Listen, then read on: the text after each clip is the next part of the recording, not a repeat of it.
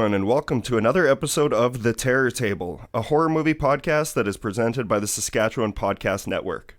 I am your host, Mitch Oliver, and on this week's episode, I am joined once again by a great friend of the table, Scott Hamilton, who is the film programmer at the Broadway Theatre in Saskatoon here.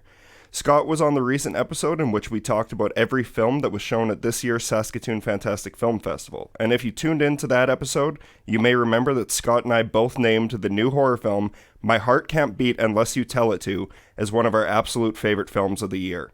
So we are thrilled to be welcoming the film's writer and director, Jonathan Cuartas, as well as the film's cinematographer, Michael Cuartas, to the show to discuss their first feature, and their very interesting filmmaking journey thus far. My Heart Can't Beat Unless You Tell It To hasn't been released yet, but this episode doesn't contain any spoilers. We highly encourage you all to keep an eye out for the film's release because, as mentioned before, these guys truly made one of the best horror movies of the year, and we all can't wait for you guys to see it. You can follow Jonathan Cuartas on Twitter and Instagram at John Cuartas, as well as the film's Instagram page and Twitter account at Heart Can't Beat for any updates on the film. But without further ado, enjoy this week's episode of The Terror Table. What's up, everyone, and welcome to another episode of The Terror Table, a horror movie podcast that is presented by the Saskatchewan Podcast Network. I'm your host that you hear every single week, and my name is Mitch, and today I have Scott Hamilton, of the film programmer of the Broadway Theatre, filling in for Kyle and Boozy, and we are very, very excited to be welcoming Jonathan Cuartas and Michael Cuartas, the brothers behind My Heart Can't Beat Unless You Tell It To. So Jonathan is the writer and director, and Michael is the cinematographer. And we're crazy happy to have you guys on the show. How are you guys both doing? Pretty well. We're excited to be on the podcast as well. This is, for me, my second podcast for the film. Crazy. How about you, Michael? Have you done a podcast before? I have, but not for this film, so I'm excited. Thanks for having us. Right off the get-go here, I just want to say, you guys just, I think, Johnny, I'm not sure if Michael has heard it yet, but Scott and I recorded an episode a couple of weeks ago about all of the films that we saw at the Saskatoon Fantastic Film Festival, and one of those films was your guys' film.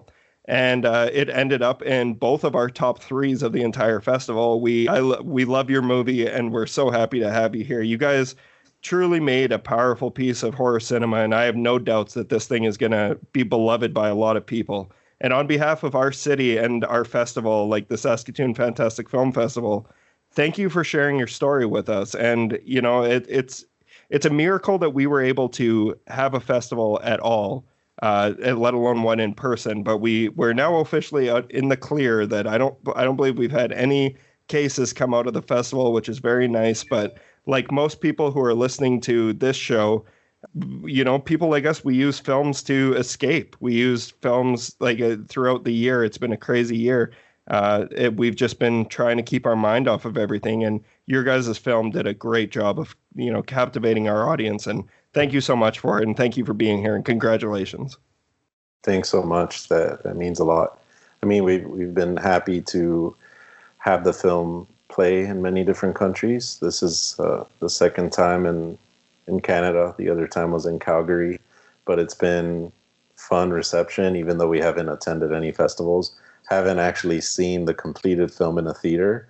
So I envy all of you, but I'm happy that you all enjoyed it and that it was captivating enough that you were able to forget about everything for an hour and a half. You know, that's the power of the movies. Are you guys getting any of that, I guess, that festival feedback at this point in terms of what the crowd reaction has been? Because I was saying earlier off mic that I really wish you could have been there to see. It was a palpable reaction from the audience. It was a collective lump in the audience's throat. Have you been hearing anything else of that magnitude? I mean, just hearing that, I feel butterflies in my stomach just because of the excitement of a real reaction. Because I feel like, you know, we scour, at least I do. I'll be on my iPhone looking on Twitter, looking on Google, just finding anything that I can read about over the film or about the film. That's how I found the podcast as well. Just looking for the tag of the movie.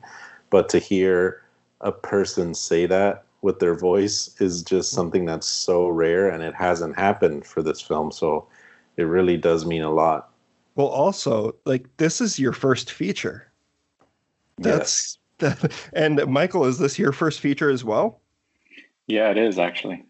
That's insane. Like, we're okay. So I want people to know that we're not going to be spoiling the film for anyone because it's not available yet. But hopefully, we're going to be people will be able to see it soon. But we're more so just going to talk to you guys about you guys as filmmakers and you as genre fans, and hopefully, it'll generate some excitement for when the eventual release date is dropped and people are all able to see this, because I think you guys have a very, very bright future of hearing hearing Scott and myself say nice things about it. You guys have so much in store. Like the film is phenomenal, and our theater loved it. So it's be proud, be proud. Thank you. Yeah, thank you. Speaking of which, though, we are a horror podcast, so I want to catch our audience up on you guys a little bit, and we haven't even gotten to talk that much yet. So I guess what we want to know is, are you guys horror fans in general? Because clearly, My Heart Can't Beat Unless You Tell It To isn't a run-of-the-mill genre movie. It's definitely has some leanings in other places like art house and drama. Like it's very heavy on the drama, but at its core, it is a terrifying story. And that's got to come from somewhere. Have you guys been horror fans for? What's your experience with horror movies? Let's start with Jonathan. I'm definitely a horror fan. I love Texas Chainsaw Massacre. I love The Exorcist. When I was a kid, I was terrified of these movies. I would never watch them. I was so scared. Even just hearing the audio of the movie in another room, I would run out of the house. And I think it's cool that now I'm kind of absorbed. I mean, I was absorbed by this script for many years because we made a short version before. And so I think I would write at night a lot and I would still feel like someone was watching me.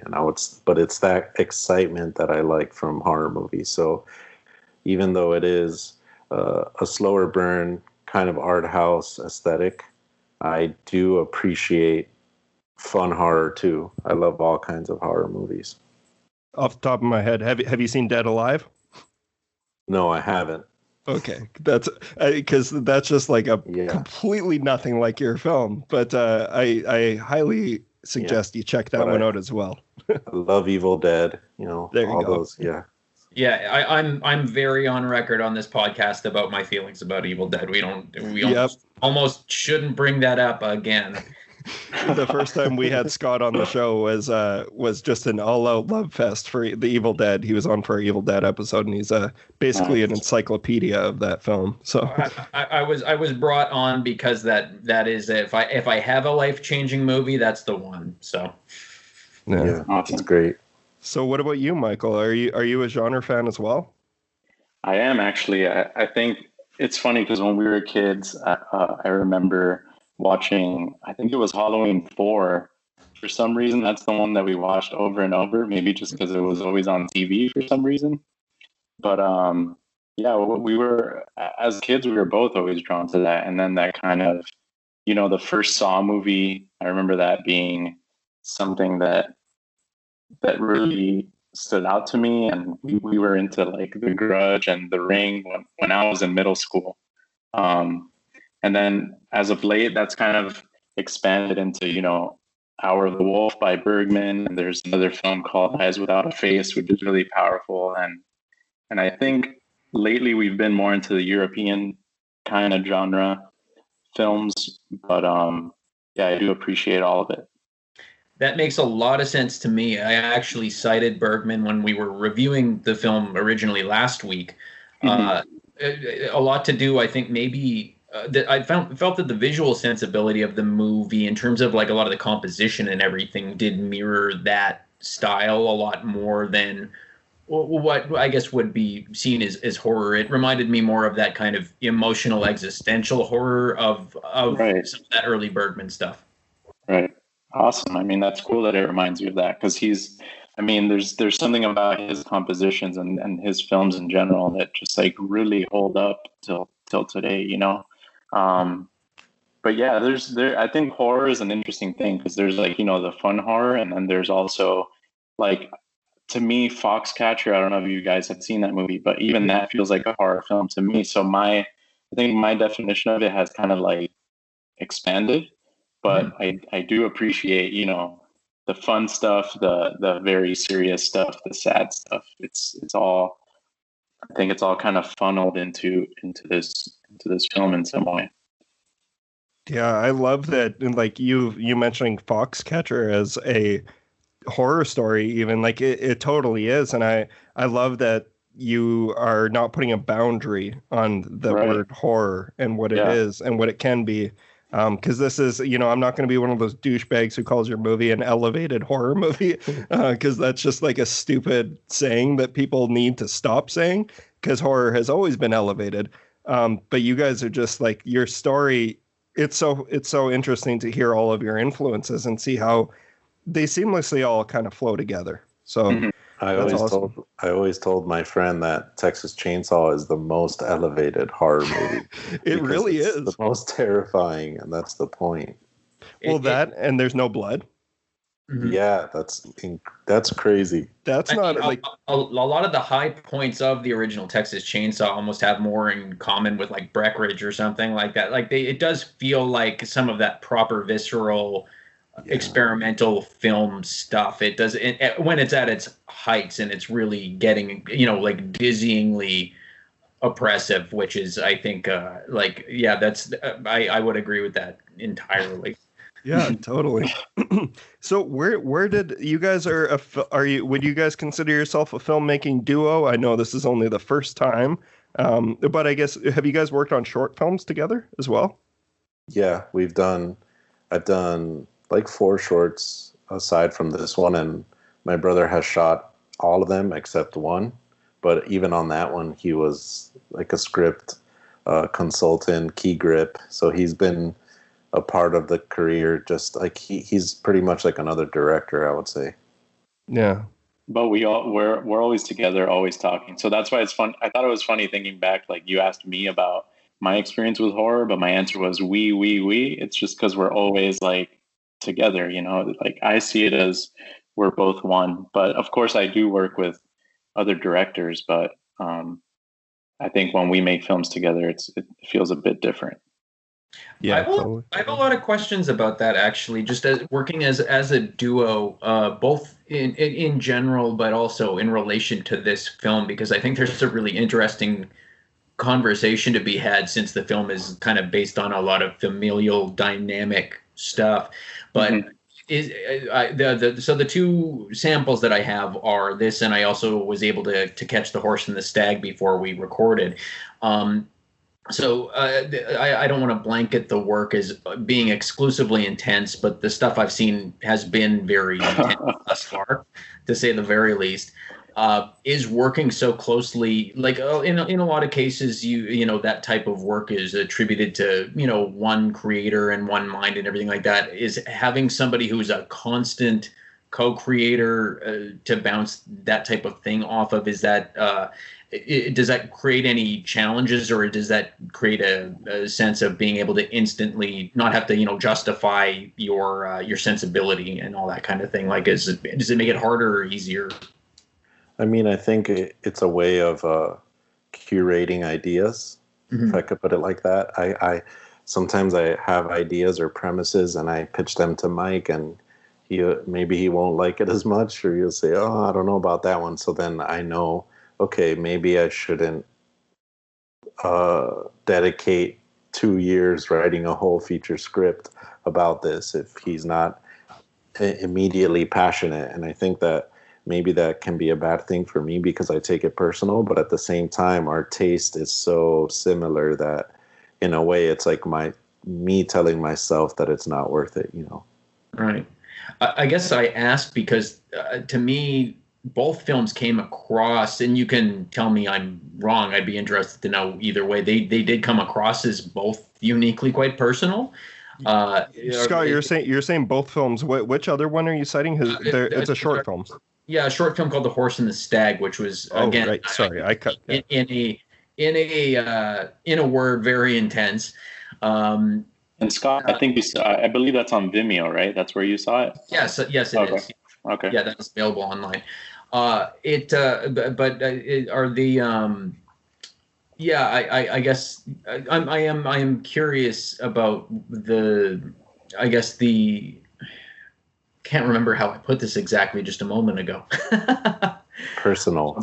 Yeah. In terms of them being personal works, like I am curious about where I guess origin for these, because there's something very immediate about them and very tactile and very believable right out of the gate.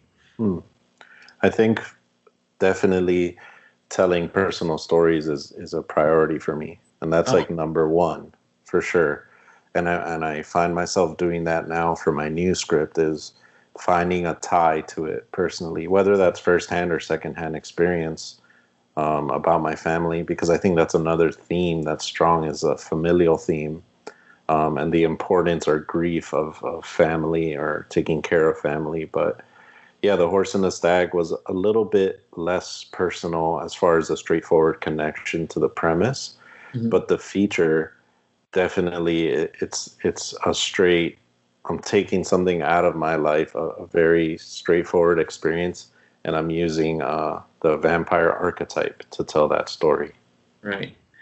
Well, and I guess and I'll follow that strand with one more question that I was really curious about when I realized that there was a familial tie within the makings of the film.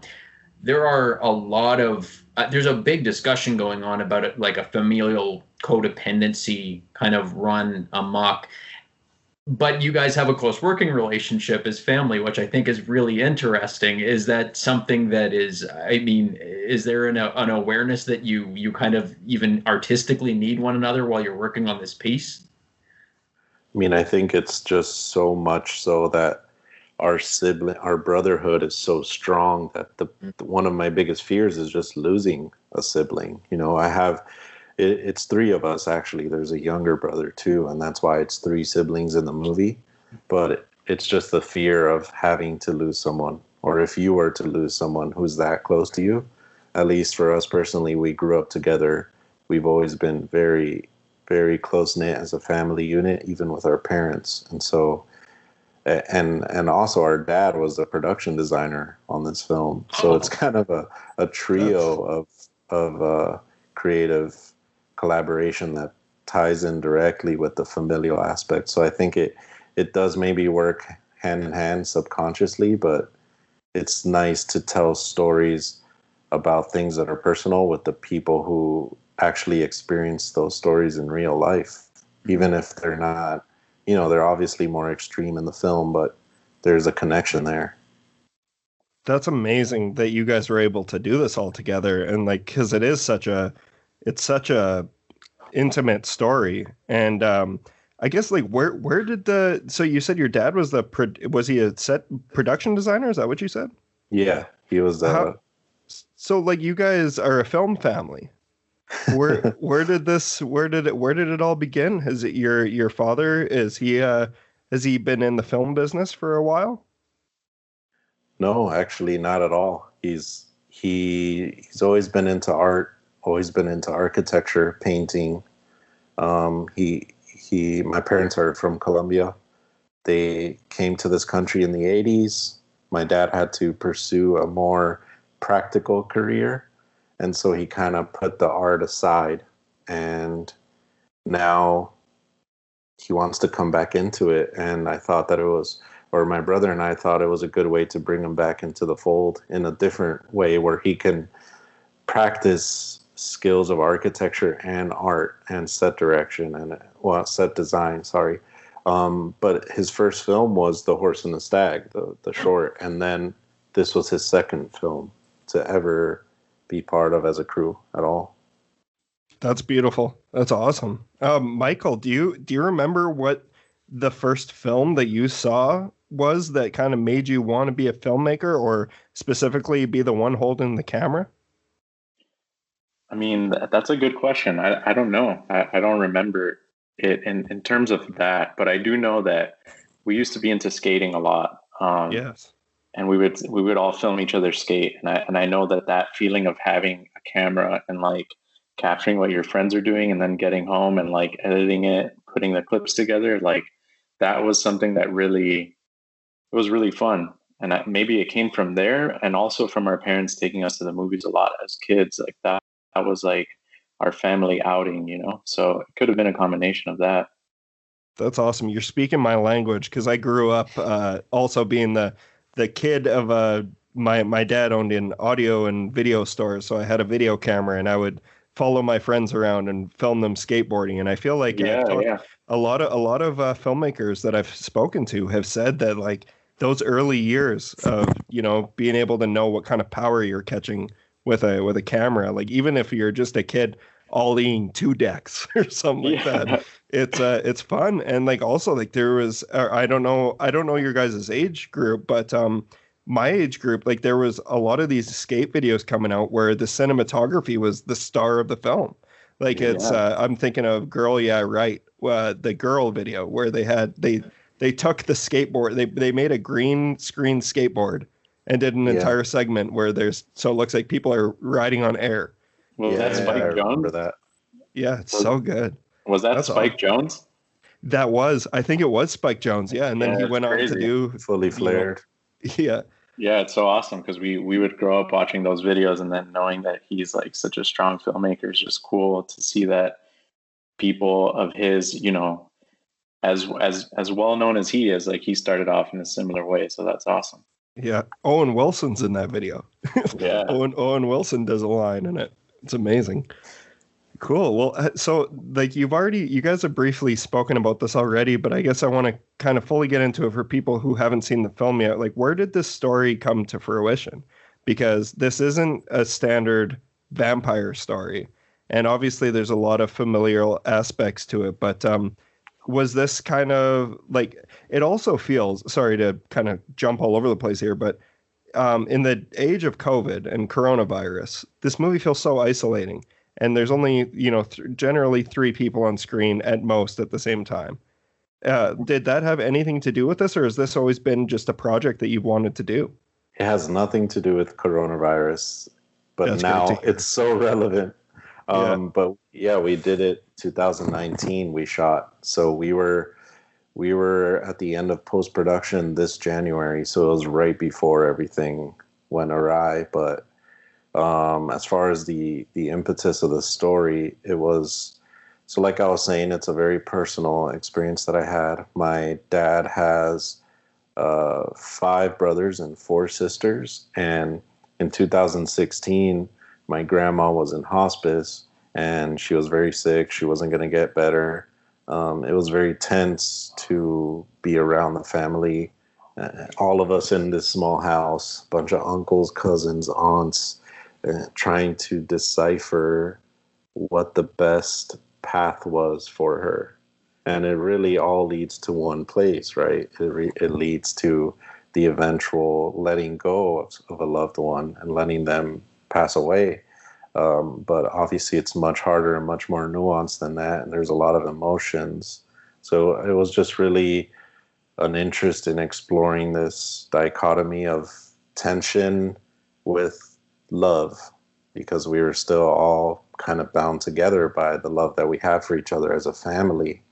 And so it started from there.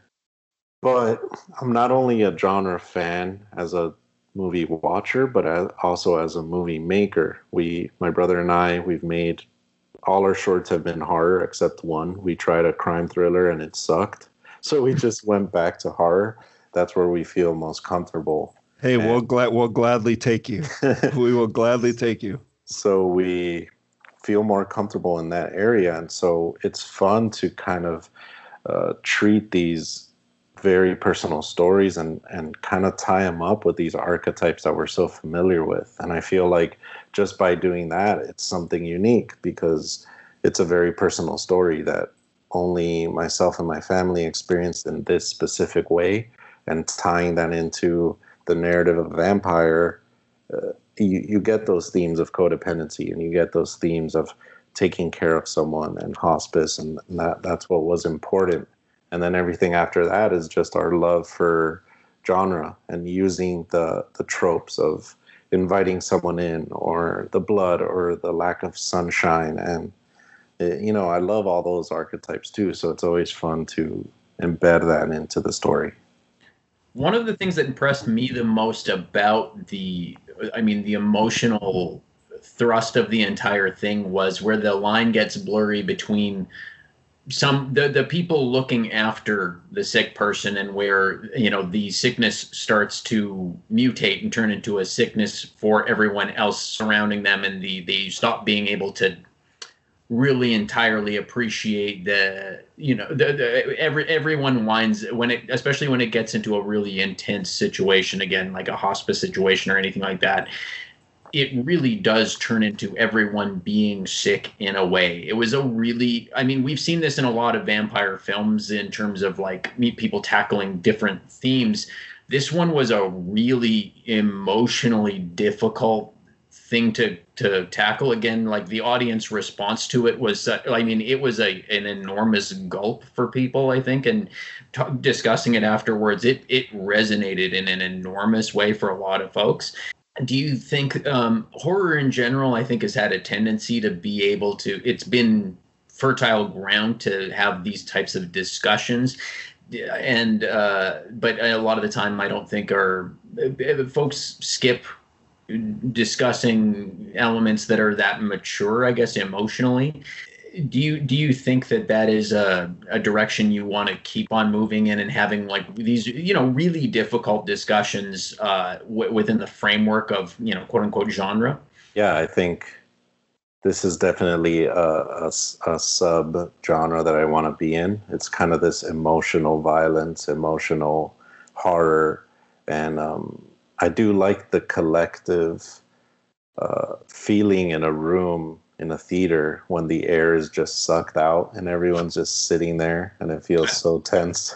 Again, I wish you guys could have been there for it. I really do, because oh my God, it was great. But, it's something like Mike and I, we looked at painters too, like Edvard Munch, and there's a painting that we were even thinking of calling the movie this at one point. It's called Death in the Sick Room. And I think it's interesting because it's called a sick room, and it's almost like when you walk in there, everything becomes sick. It's like this contagious feeling. And I think that the energy is so strong that being able to channel that and kind of translate it into a theater setting to explore something dark is good. It's heavy, but it's worth talking about, I think, even if it's not a direct statement. You briefly spoke on the title, and I'm sorry to be the person that needs to do this, but I think the first time I got in touch with you was, I think you saw my Letterboxd review where I said that it sounds like a Fall Out Boy song. Yeah. And that is no disrespect. I'm personally a fan of early Fall Out Boy, but what was obviously I understand after seeing the film where the title came from. But like, what's your opinion on titles in general? Because I can tell you that this one, as much as we showed 16 movies this year, and a lot of them, you're in good company dealing with like familial problems. And there's some really incredible genre films coming out right now, specifically to name off have you seen Bleed With Me yet? No. You guys are going to dig Bleed With Me. It's Amelia Moses, the director, but it would be a good double feature with My Heart Can't Beat. But the debate that I always have been having with people since we've been talking about this title is, you can go on Google and search up, the top of my head, the movie Run came out recently. Good luck finding that movie. Good luck finding it. But My Heart Can't Beat Unless You Tell It To is such a distinct title. And was that always the idea behind the film, that you wanted to call it that, or how did you come to terms with this? I think it's so hard for me to come up with a title of a movie. This was the last thing that we did. Like, it was me and Mike. I mean, you could tell the story, Mike, because you were there too. Yeah, it was, this was like pretty deep into prep, right? Or this was like the end of it. We were ready to shoot, So it was Kenny, who's our good friend and producer, Johnny and I were sitting down, just talking about what the title should be, because that's one thing that he kept asking us. He's like, "Oh, so what's the title going to be?" Um, and I think he ended up showing us a song, and it's called "I Am Controlled by Your Love." And he's like, "Oh, I've always wanted to use this in a movie." But then, is that how it goes, Johnny? And then we heard the lyrics, and then I was like, well, or one of us said, well, what about that lyric? What if that's the name of the movie? And Yeah, it yeah. felt thematically it connected as well, I think. That's Yeah. brilliant happenstance. So it was cool because the song is also, we're from Miami, and the song was recorded in Miami in the 60s. And in the script, I had something like 60s soul song, but we didn't have anything in mind. And Kenny always wanted to use this in one of his films that are kind of like a quirky drama, comedy, coming of age style. But he said maybe it could work for this. And then we heard it. At first, we were thinking of calling it "I Am Controlled by Your Love," but then the lyrics were just it connected so well that we just took that long lyric, and that was the title of our movie. It's great, and it also, like, it makes for, honestly, I'm not just saying this because you guys are here, but my favorite scene of the year is Patrick Fugit like reciting those words. Oh, wow. I think that scene is so goddamn powerful, but also, sorry to derail this for a quick second, but I'm on a horror podcast. I've hosted a horror podcast for 4 years now. I obviously like other types of cinema. Like, that's where I've come from. Like, I grew up just being a movie lover. And the movie that truly changed my life before, like, you know, I always talk about Jaws because that's my favorite horror movie of all time. But like, Almost Famous is a massive film to me. I have a Cameron Crowe signed one sheet that I spent a lot of money on, that lived in my living room for a very long time. The character of Patrick Fugit and Will, as like his character, defined my life. Wow. It sent me on the path of getting into music and finding a sense of community there, and then also cinema as a whole, because the movie. I know that it's like, to a lot of people, it's a little like schmaltzy or whatever. I think it's a perfect film. And that is because of Patrick Fugit and Billy Crudup's character. But what's that? Sorry to cut you off, but doesn't that movie have like the best cast? Oh my God, it's so good. Like, and even, I'm not a Kate Hudson fan, but she's so good in that movie. Like, she's perfect as that role. And the rest, like Jason Lee, Jay Burchell, Philip Seymour Hoffman's in it, and Francis McDormand. There's a bunch of Lester Bangs. Yeah, it's a perfect. I love that movie so much. So to have kind of a little connection, like, what was Patrick always your choice for this, or how did that come to be? Because for me, if I was making this movie, I'd be shitting my pants, and I'd say, there's no way I can be in the same room as Patrick.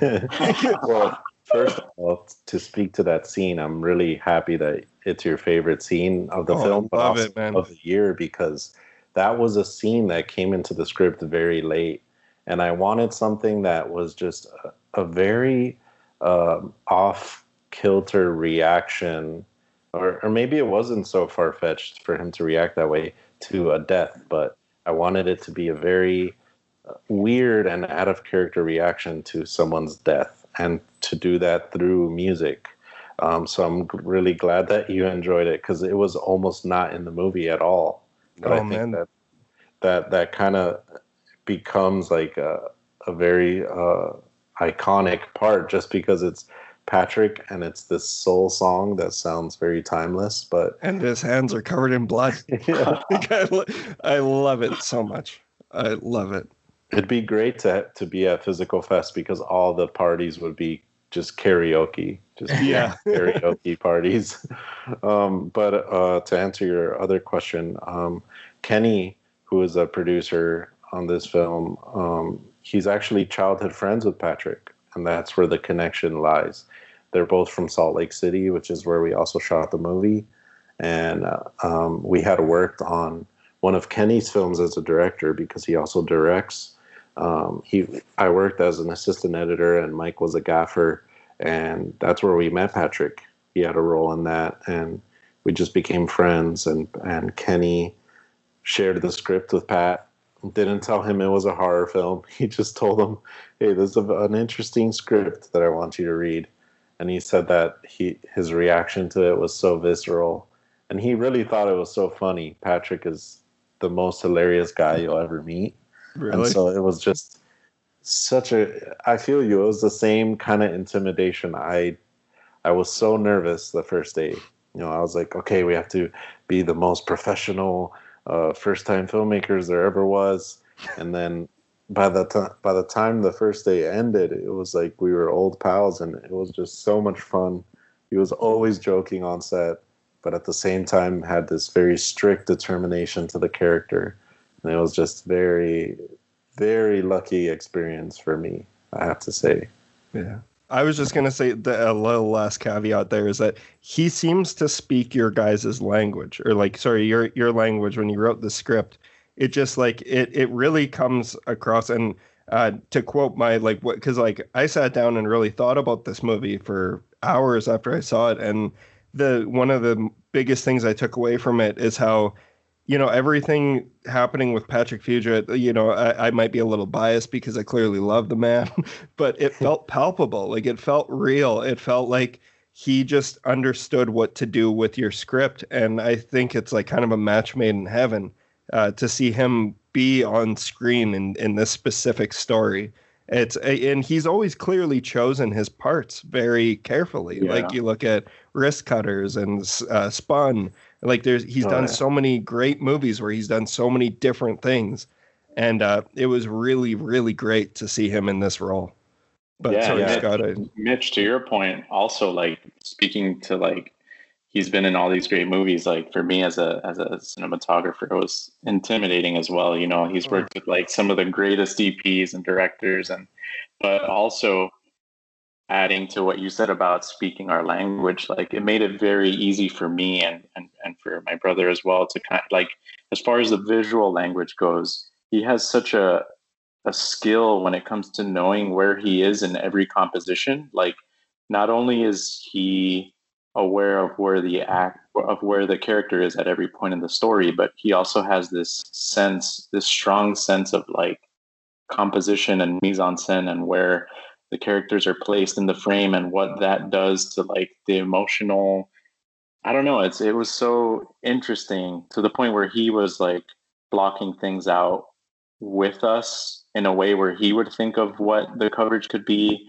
And then we're also, and we're also interested in very little coverage, trying to play out scenes in as very few shots as possible. There's something about that we're very drawn to. And he even had a joke about that at first, like, oh, let me guess, you guys don't want to add an extra shot. But I think he respected that and he trusted us. And the fact that we showed confidence and this is the way we want to tell this story, I think he really hopped on board with that. And he helped push that and make it better. Like he would give us ideas to make the way we had the story in our minds come to fruition. I don't know. It was very, very interesting and lucky, like Johnny said too. Like, he really is.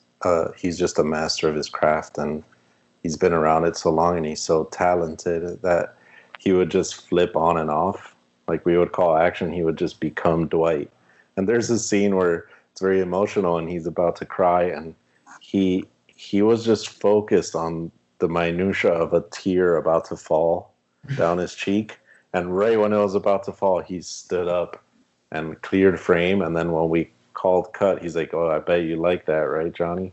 He's just so accurate with it, and you would never believe. Yeah, but the whole cast, Owen and Ingrid, everyone, it was just an honor to have that. I was about to get to that as well, but I think I might have cut you off, Scott. I think you were going to say something. Oh, no, that's fine. I actually, no, one of the things Michael spoke to a lot of what I was actually going to ask about, which was specifically, the entire conversation about how much help everybody was in terms of kind of creating the actual shot composition and everything like that. There's such an expert level of kind of visual oppression going on throughout this movie, especially in the claustrophobia and everything like that. I guess I was a little curious. He answered some of this, but I was curious in terms of how much of that was kind of on the page and intended in the first place. It sounds like you did work as a team to bring that to the screen, but was that always the intention, or was that something you were cognizant of bringing to the proceedings, or maybe I'm even misreading it. Maybe it wasn't intended that way. I found that the air is so often sucked out of the room on this picture. Yeah, I mean, I would say that's a good observation, because it was intentional. We're very intentional about every single shot, and there's so many people on set that are helping us make that happen, from production design, because a lot of the times the camera is very far from what's going on. It's kind of like observational almost. Mm-hmm. And that even has to do a lot with the production design, because that's in the frame when you're so removed with the camera from the action and from the subjects. But like I said, also the actors, like, the performance has to be that much stronger if you're not going to cut away from it. And Patrick, in one of our Q&As recently, said something really interesting that I didn't think about maybe in that way. But to answer your question, Scott, I think what he said was, there's something about the camera being far from the subject and kind of just rolling and hanging on there, mm-hmm. that it makes him have to perform almost less sometimes. I don't know if you remember, Johnny, what his point was, but it was like, or how he said it, but he was talking about how the camera being distant from the subject makes you kind of lean in and want some more out of the character. And that, in a way, changes the way he performs. He doesn't have to overact or, yeah.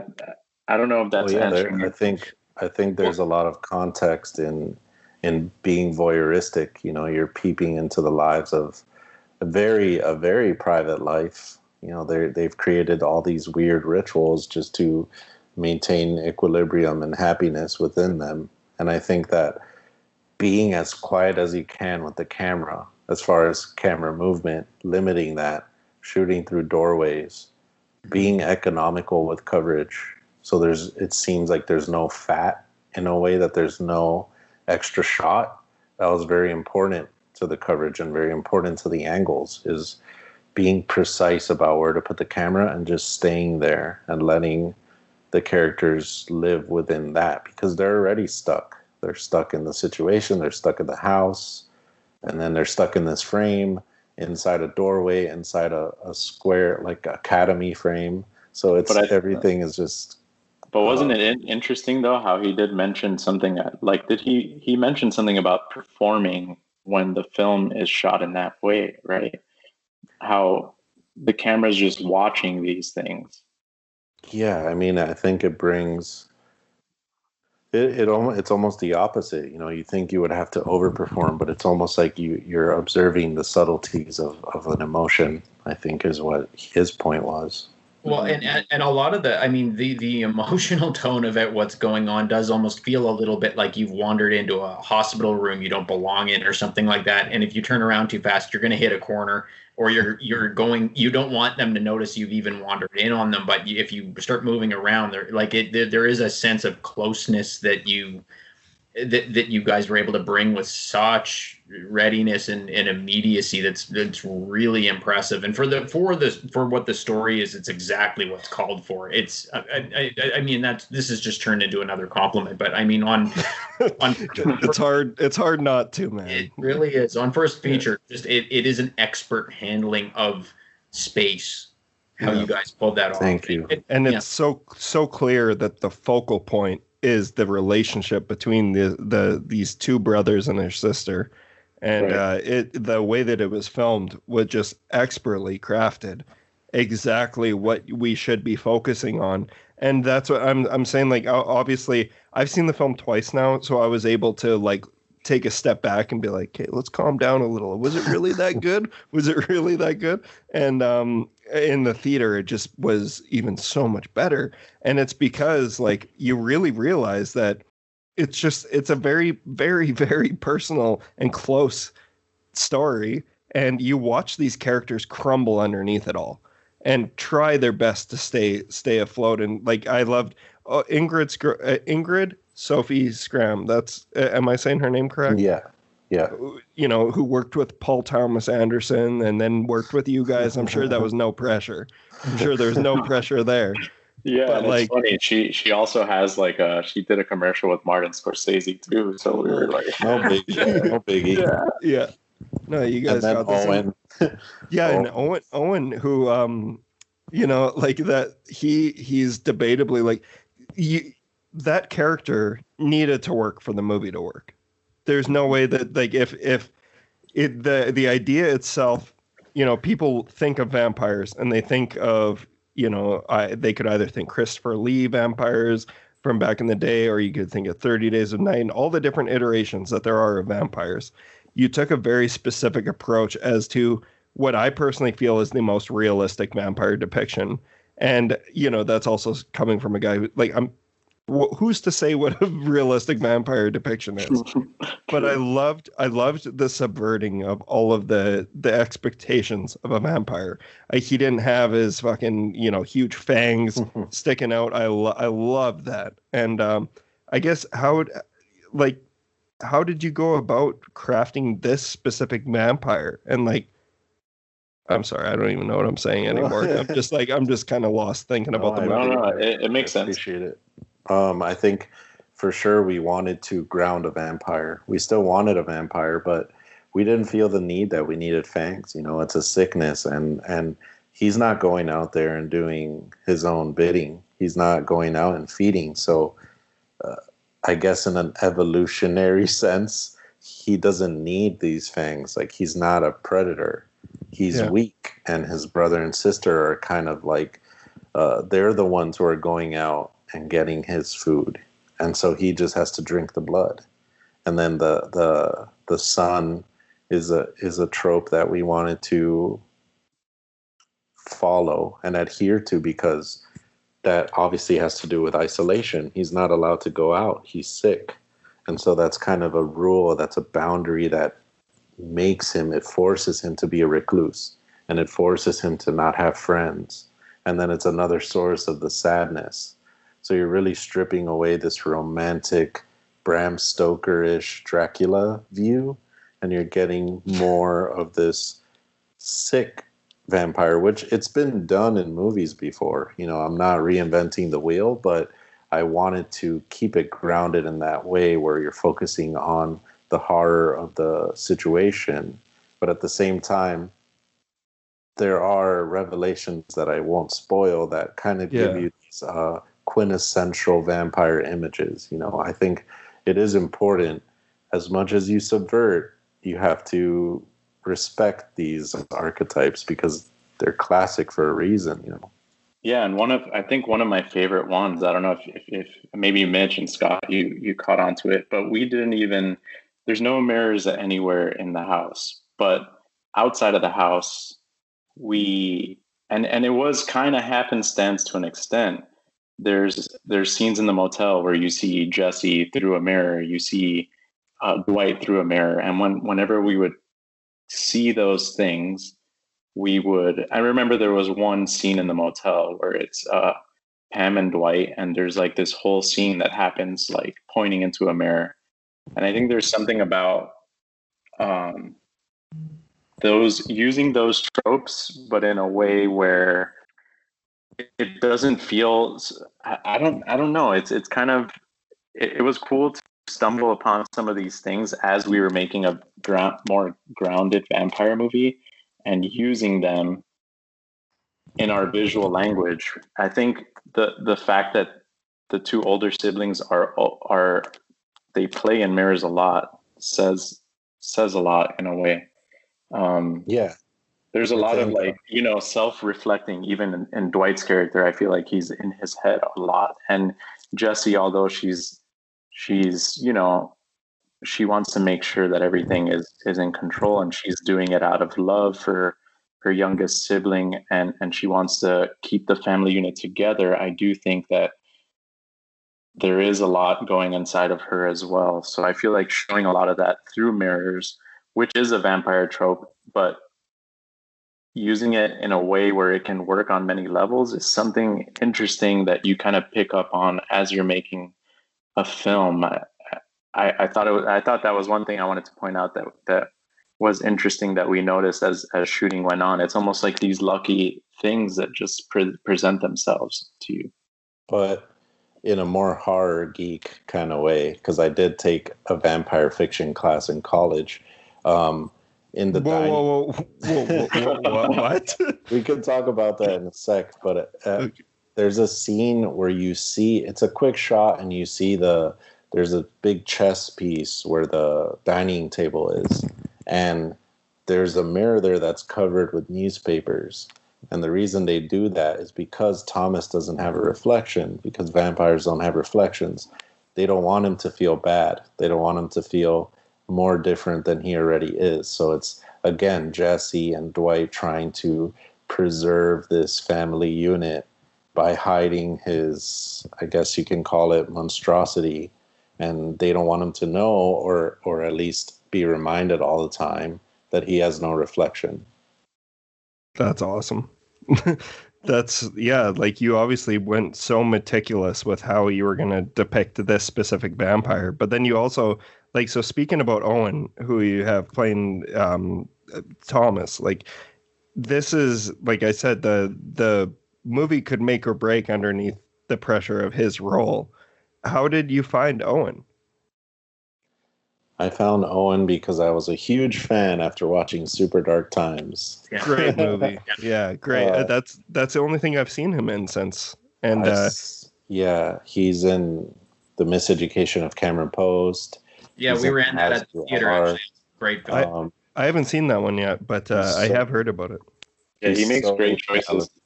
He's so talented, and that was my choice. Like, he looks like Thomas in my head. He sounds like Thomas. I want him to play Thomas, and I hope with all my heart that he does. And thankfully, he loved the script, and he's the nicest, sweetest guy. And he looks like a Culkin brother. He kind of looks like a Culkin brother. We've gotten that a lot, and I completely agree. Okay. It's really interesting.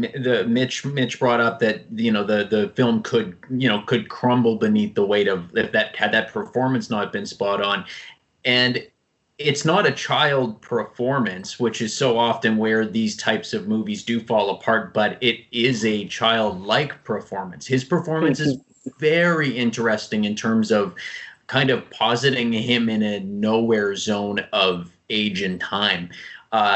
I'm presuming that was fully intentional, or did he bring that out in the character when, like, is that something he brought to it, or was that mainly instruction? He brought so much, like the fact that he has crickets that he takes care of, like, that was all him. We were like workshopping his gaunt little walk for days on set, trying to perfect it. Like, he was so on top of the physicality beyond what I knew, because the way I was blocking it in my head, I'm like, yeah, you're going to stand there. And he's like, okay, where do I lean? Where do I sit? What blanket should I put over myself? Because I'm cold and I'm pale and I'm sick. So these are things that he brought to it. Yeah, that sickness that he hits a very particular pitch with it that is neither childlike nor ancient, but it's both at once, and it's outside of it's outside of normal sickness. It's one of the things that elevates the role. I think it is something else entirely. Like because we've seen those types of roles in the past, and he commits in a really interesting way. Yeah, our other executive producer, Matt Wiggum, he was talking about how he didn't even want to include child or younger brother in the premise, in the synopsis for the press materials, because he said, maybe he's not younger. Maybe he's the same age, or maybe he's older. And the reason he acts like a child is because he's stunted socially. He can't go out.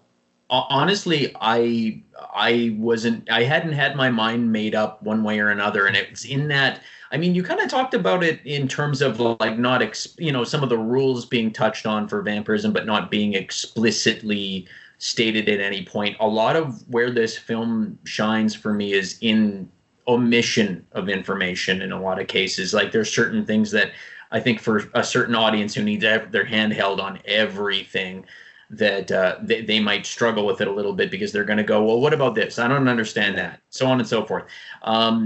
And this is one of those films that I felt the eeriness of it all took place in a space where you don't have those things explained to you.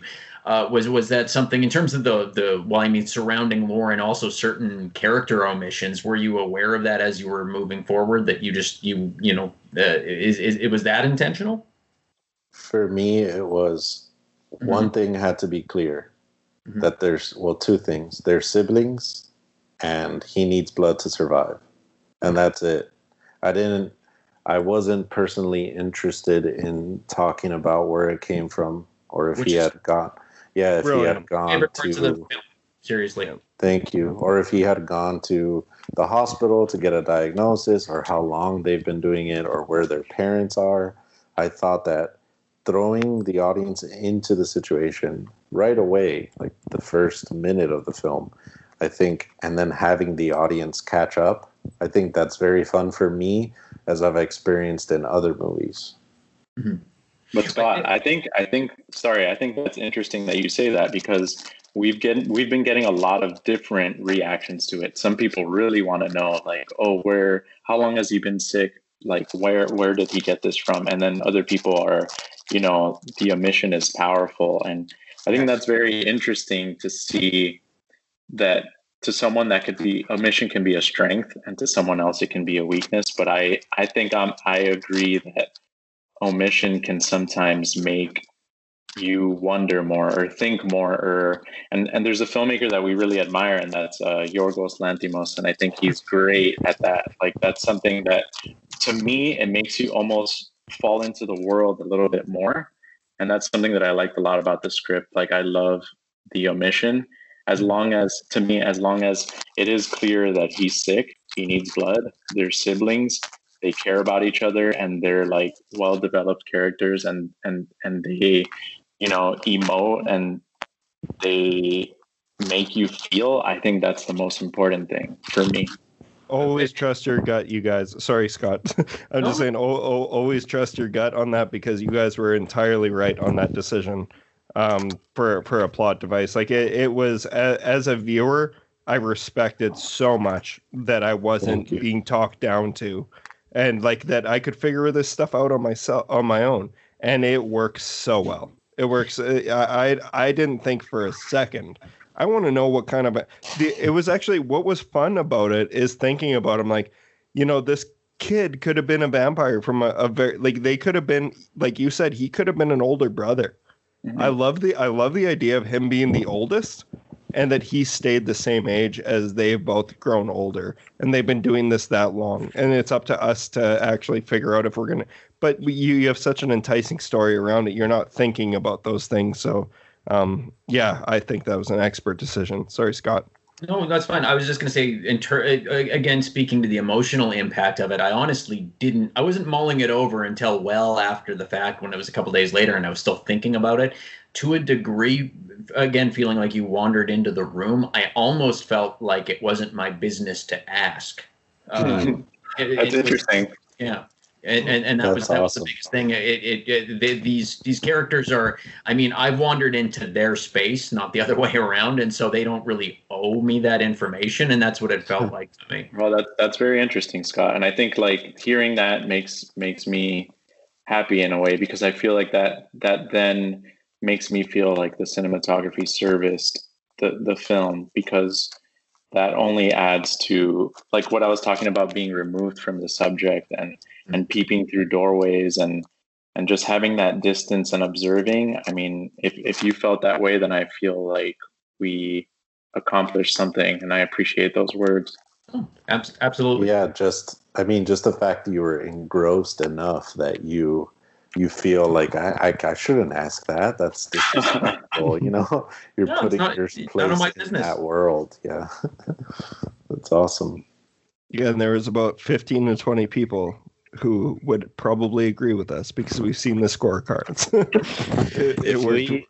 If we can, at some point, it would be awesome. I would fly out there just to have some sort of homage screening whenever everything's better. That would be so fun. Absolutely. We will make that happen. Ain't that right, Scott? Absolutely. That's in your ballpark. I've got the screen, so we can make it happen. Yeah. Okay, so Jonathan, you said you went to vampire college. Let's hear about this. So vampire fiction.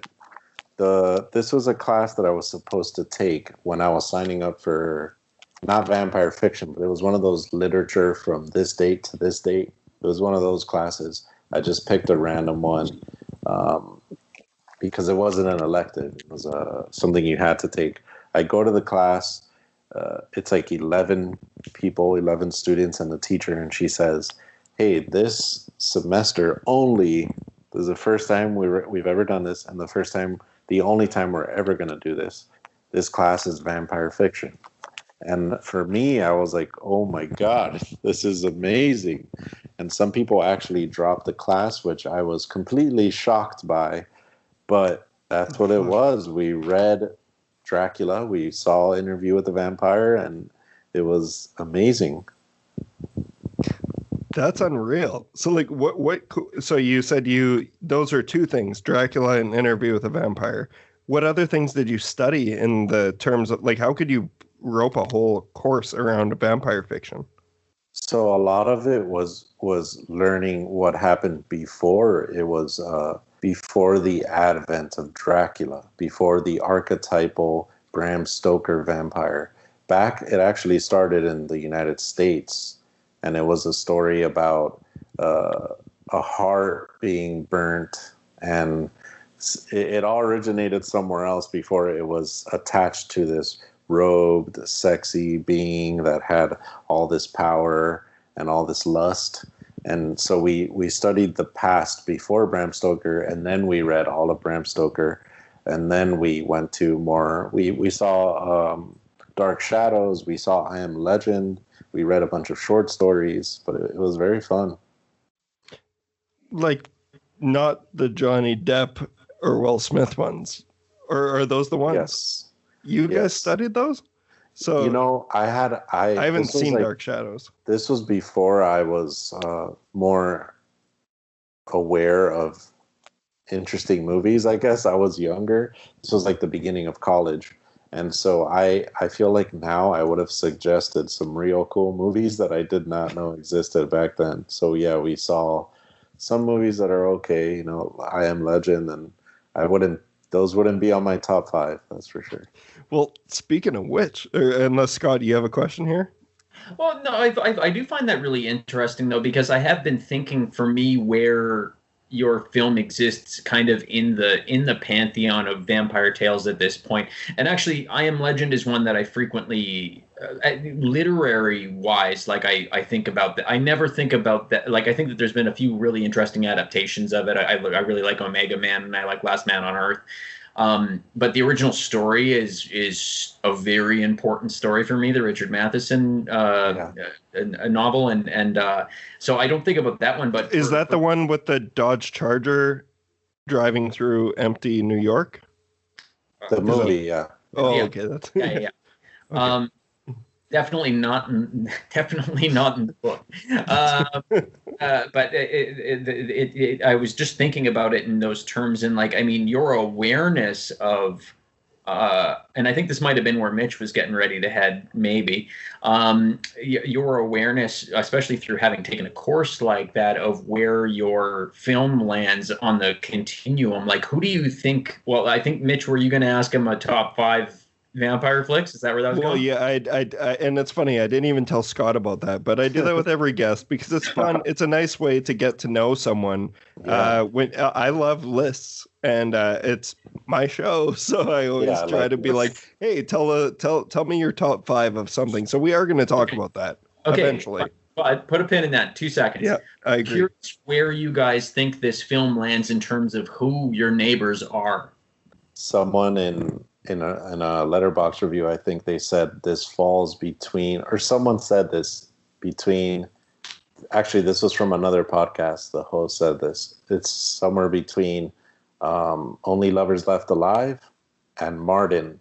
Okay, that was one of the, because for me, Martin, also Abel Ferrara's The Addiction as well. If you haven't seen that before, which less stylistically for those like Martin, I get, I can see it's just they are all three of those to me exist on their own, and they don't Yeah. really rely on they don't really feel like they are part of a subgenre. They are satellites out there on their own, and that's Yeah. the only way in which I can make sense, because your picture is so singular. And those do too. Like Martin is just its own movie. What else is like Martin in this world? Like, That's something. That's something I want to say and get across as well, is that I'd like to think of myself as someone who's very well versed on vampires and the vampire subgenre. And I personally do not think that there's any movie you can compare My Heart Can't Beat Unless You Tell It to. In terms of vampire movies, the closest I would come is my favorite vampire movie of all time, which is that Let the Right One In. And it's only because there's like a human connection in that movie as well. But I still think that your movie is so incredibly different from Let the Right One In. But I would say that in my mind, you're neighbors with that film. But sorry, yeah. It's the gaggle of misfit vampire films, though. You've entered that kind of like, I mean, they're kind of neighbors, I guess, but like it's only neighbors insofar as they don't fit neatly into the rest of that pantheon. Agreed, and I think that that's brilliant that you're able to live next to these other films that there might be some kind of comparisons to, but I think what you're trying to say, Scott, too, is that like it's pretty tough to nail down exactly which movies the filmmakers of My Heart Can't Beat Unless You Tell It to, what were their inspirations, and I guess now we can ask you that. So to be honest, I haven't seen Martin. I haven't seen Only Lovers Left Alive. I haven't seen The Addiction. I haven't seen The Hunger. I haven't seen Wow.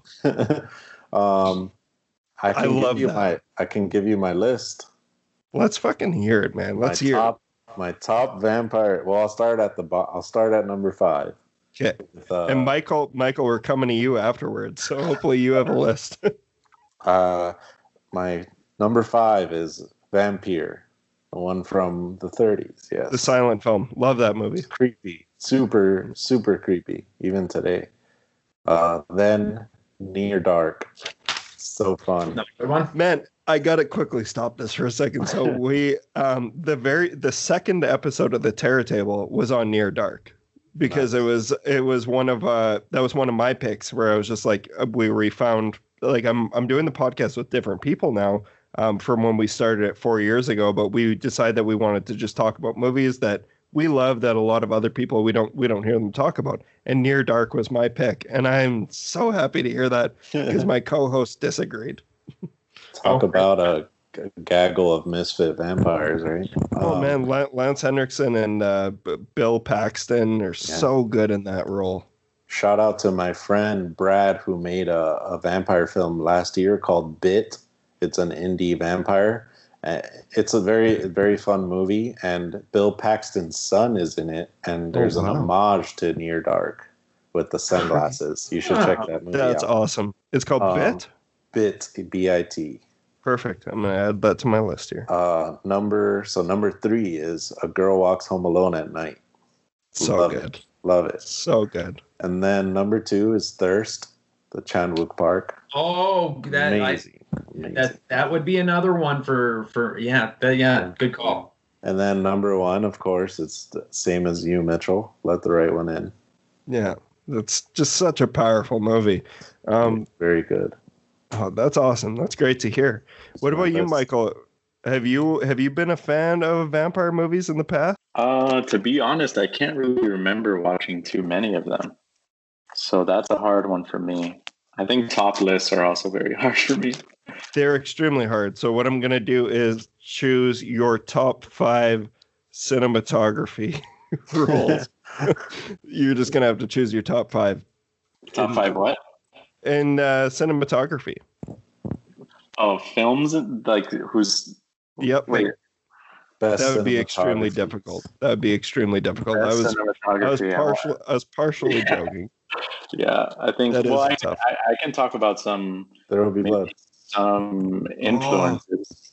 yeah, let's do it. And I just heard There Will Be Blood, and that's one of my favorite movies of all time. So, Yeah, that's a great movie. But I think in relation to this film, I think it was interesting for me because although we are lovers of genre, I think there are other films and mediums that really inspire me. And like, I watched this documentary on Ozu and the way that he captures family life, or he would capture family life, and that was something I found interesting. There's this Icelandic movie called Rams that's about two brothers that was really powerful, and Yeah, we ran that at the Broadway. That's yeah, that's yeah. such a great film, and I think I mentioned Foxcatcher. There's something about the atmosphere in that that's so thick and so heavy, and it's interesting because a lot of the times I realize I'm drawn to like films that have siblings in them or familial bonds. And Gregory Crewdson is a photographer who photographs. I think he even like sets all of these scenes up, and he photographs people. It's just like mundane suburban life, and it's like you were saying, Scott, like peeping into or like watching things that you're not supposed to be watching. And there's something about his photographs that are so, you feel like you're observing something that you don't know if you should be watching, but there's Right. something dark to it, but it's also beautiful. And yeah, I don't know. I think filmmakers as of late that I think have a strong voice, like Robert Eggers. When I saw The Witch, that was just there was something about that film that felt so, and again, it's about family and coming of age, and there was something about the way he treated witches that I thought was interesting. And I guess I'm into a whole bunch of different things, but somehow they've made their way into this movie. And yeah, I like to stay open when it comes to what I watch, even if I'm making a horror movie. And that's not to say that I don't appreciate horror, because I do and I love it. But yeah. no, I love that. And that's something that, you said early on in this interview is like, once again, the connection with Foxcatcher and understanding that that's also horrifying to a lot of people. And just the way that you can treat the genre. It's people like you guys who are going to be the ones who are going to truly change what I love so much, which is horror movies. And I think you guys are off to an incredible start. So thank you so Thank much you so much. for Thank you. talking with us. You guys are definitely, we can't wait to see what you have in store next, and we can't wait to hopefully have you out in Saskatoon so you can see our little theater. We had Joe Dante last year, so hopefully you guys can make it out as well and get a taste of our city and what we're all about. Yeah, I mean, I hope to be there next year, even just to visit. We're working on a fun little stop motion short right now as we speak, and we'll submit that and see if that gets us in, because we would love to be visiting and watching in your theater, because it's been just the reception on this podcast and just the things we've heard and the audience award. It's been very, very good to us. So thank you. Yeah, thanks, Scott, and thanks, Mitch, for this conversation. It's fun to be able to talk about our film because, like John said, we haven't even watched it on the big screen yet, which is kind of sad for me. But I appreciate the words, and I appreciate you sharing the audience's response, because when you were telling us, Scott, about how they reacted and how it was palpable, like it almost, my eyes widened up because I'm like, wait, what? Or like, when dogs, like their ears go up, it's like I haven't heard or seen any of this besides reading, things on Letterboxd, which I also appreciate. But it's nice to hear you guys say these things, and even if you didn't like the movie, it's just nice to hear what people think or how they feel about it, because we haven't gotten to experience that in person. So I appreciate being on this podcast and having a chat with you guys. Absolutely. Well, you guys absolutely killed it. It's an incredible film. And do you have any updates on when people are going to be able to see it, or is that something that we're not able to do right now? I think that it'll be released in the US next year, maybe in the summer. I'm not sure. Okay, so it's going to be a little while. So yeah, but as far as Canada, we don't have any planned distribution there yet, although fingers crossed. We'll keep our eyes on it, because I mean, even if we obviously, nobody has any idea what theater distribution is looking like right now, but with, I mean, the type of film it is, like, I mean, obviously with context being taken into account on a horror podcast, we're discussing it in those terms, but in terms of the stuff that I'm usually running at the Broadway, which has a tendency to be art house, foreign film, and just kind of like that stuff, it fits right in next to all the stuff I'm running. And if the possibility arises, we'll see it in Saskatoon again for sure. Yeah. Thank you. I will gladly go out and see it again, right next to my buddy Scott. So yeah, legally to sit next to each other by that point. Yeah, it's true. Well, we can sit, like, I don't know, you were sitting like 3 rows behind me. We got to just point that out, like how like spread out we all were in the theater. Yeah. And like it's actually still amazing how we still got that communal experience. But yeah, it was very it was gratifying for Scott and I can only speak for you here, and knowing that we did that episode where we talked about our favorite movies that were played, and your film was one of them. And it's nice to know that the city agreed. And it was very, very obvious when we saw the film. And like, yeah, like even when we finished, I was going to say this after the Patrick Fugit thing, but when the screening ended, I looked at like our festival directors. I was like, why isn't Patrick Fugit the biggest actor in the world? That was the first thing I said. So yeah, no, I absolutely love your guys' film. And thank you so much for being here. Do you guys have any social medias that our listeners can keep up with you on? Yeah, you can go Instagram. We're at Heart Can't Beat, and the same for Twitter. You can also find us on heartcan'tbeat.com, facebook.com/heartcan'tbeat. And yeah, we usually post all our updates there.